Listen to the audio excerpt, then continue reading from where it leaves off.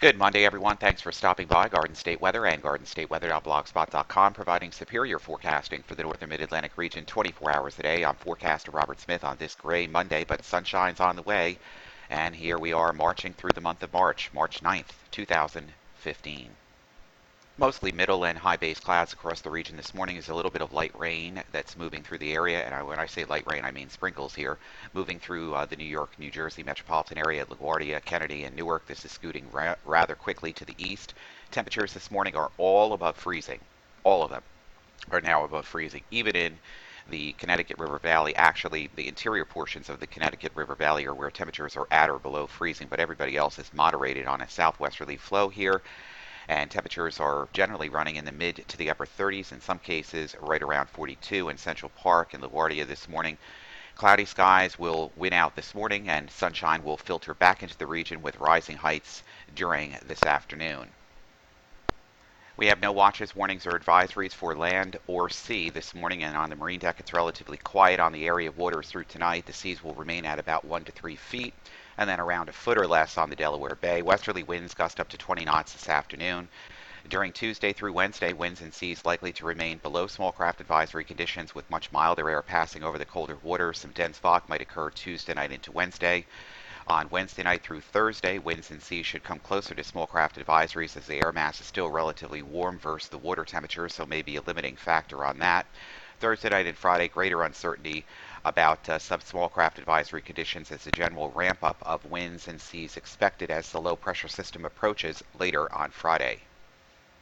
Morning surface chart from weatherroanoke.com. Digital atmosphere software shows the area of weak disturbance here moving across the region this morning, with some very light rain showers exiting very rapidly, and a lot more clearing taking place across the western zones this morning. It'll take a little while to get in here, but skies will be turned to sunshine as high pressure is in control over weather. And the next weather disturbance coming in on Tuesday, with these disturbances here to the south along a cold front to the west. It means a little bit of light rain around here by Tuesday afternoon and Tuesday evening. We stress the word rain. Morning pass of the satellite imagery this morning. The visible satellite shows our disturbance streaming rapidly to the east, with broken ceilings behind it, and clear skies will give way during this afternoon as the temperatures warm up too, and that's good news. But this disturbance here down to the south is Gulf of Mexico low in Texas and the Panhandle here, this little area here minoring out over the Carolinas here, will coalesce with a warm, cold front, warm front couplet by tomorrow, and that means more rain is on the way, but we stress the word rain and not snow. Things are calm on the aviational weather deck today, mainly VFR conditions expected across the terminals through tonight. Some light freezing rain or snow.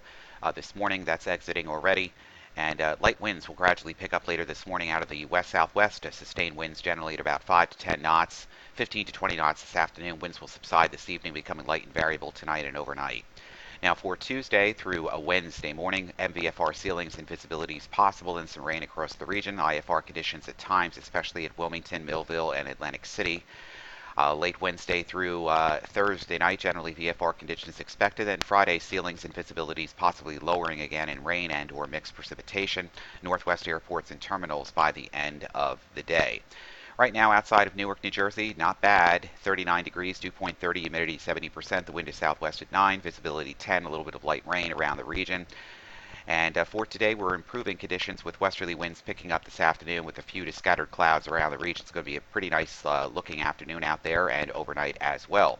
Now for Philadelphia right now this morning, 36, dew point 28, humidity 73. The wind is south at 3, overcast conditions, and basically a wind shift during this morning into the afternoon to our west, and a moderating trend in temperature with scattered to broken ceilings across the region. We could get into a little bit of light rain showers early tomorrow morning as the disturbance heads in our direction from the southwest.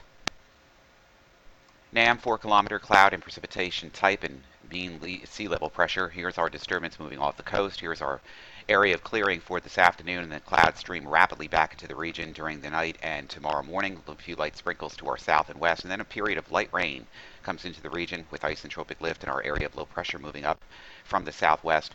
And that will produce some very light rain around here with very mild temperatures during Tuesday afternoon and Tuesday evening, and that will begin to suppress itself to the south and east during the day on Wednesday, with very mild conditions on Wednesday. So today, tomorrow, and Wednesday, mild conditions across the entire forecast region with a lot more cloud cover, but still we'll take the mild temperatures for the belting of the snow.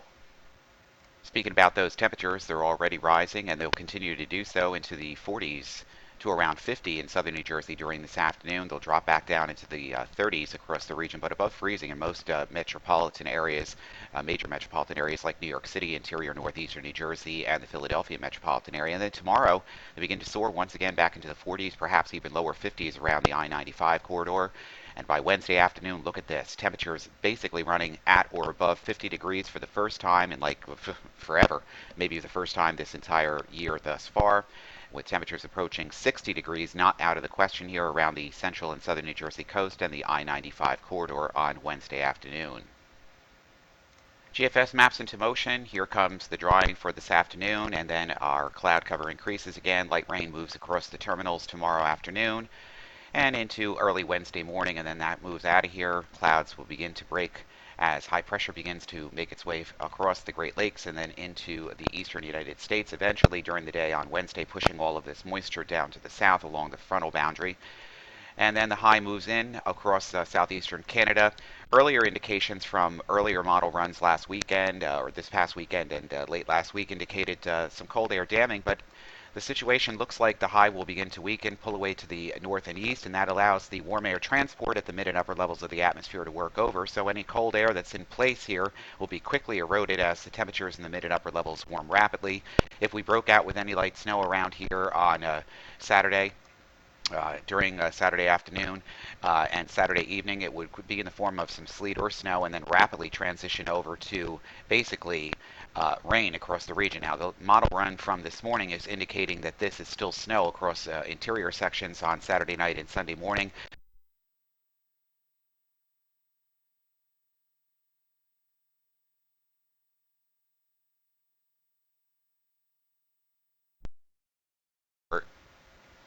And the 850 millibar warm air transport means that rain would be the predominant factor here, but we're going to continue to monitor this situation. I noticed that the microphone cut off, so we're just going to use the GEM model right now. This Canadian equivalent pretty much to the GFS, and the rain moves in across the region a little bit on Wednesday morning and Wednesday afternoon and pushes to the south, and that means drier air moving into the region. Here comes the warm air advection over the top of the cold dome retreating, so precipitation changing to primarily rain across the region. Little sleet and ice pellets here on Saturday morning. Everything goes to rain. The moderate to heavy rain could be falling with impacts for flooding on over the snowpack that's already on the ground. And that moves through, and generally pretty benign weather coming up for the early part of next week. And of course, it's St. Patrick's Day right now. St. Patrick's Day looks pretty good at this point. Could be some precipitation around the region on Tuesday. Most of this from central and southern reaches here, and generally high pressure trying to build in across to the north, but it's going to be relatively mild during Tuesday for the St. Patrick's Day festivities and parade in New York City metro area, and most of the rain should stay to the south. We'll be monitoring that. And then colder air will begin to filter back into the region late next week, but it's marginally cold air. It's not the same kind of very cold air that we've seen from February, as the air masses are now changing, and more of a zonal flow is beginning to set up across the country, with the Arctic air masses retreating back into Canada, and basically polar and continental polar air masses are now beginning to take hold with the stronger sun angle of March. So that's a wrap for today. The sun's already coming up and coming out in the sky, and that means mild temperatures, and that means get outside and do something today. Finally, we can get outside. In fact, the last couple of days we've been able to do so. For everything live, it's Garden State Weather, gardenstateweather.blogspot.com, Twitter, Facebook, and Google+. I'm forecaster Robert Smith. Have a pleasant Monday. We'll be back in video form tomorrow morning.